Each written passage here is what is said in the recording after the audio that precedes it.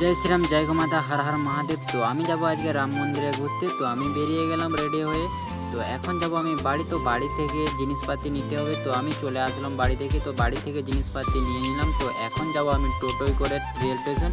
তো আমি বেরিয়ে গেলাম টোটোয় করে। তো এখন যাচ্ছি আমি রেল স্টেশন, কারণ এখান থেকে আমি ট্রেন ধরে যাব অযোধ্যা।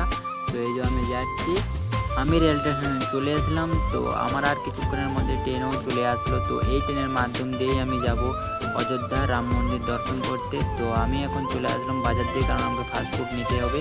আমি খাবার কিনে ট্রেনের মধ্যে উঠে গেলাম। তো এখন যাচ্ছি আমি অযোধ্যা। ট্রেনে উঠতে আরেক ভাইয়ের সাথে পরিচয় হয়ে গেল, কারণ তিনিও যাচ্ছে যে অযোধ্যায় ঘুরতে। তো দুজন মিলে চলে আসলাম অযোধ্যায়। আমি ফাইনালি চলে আসলাম অযোধ্যা রেল স্টেশনে। তো এই যে দেখতে পাচ্ছ প্রচুর ভিড়।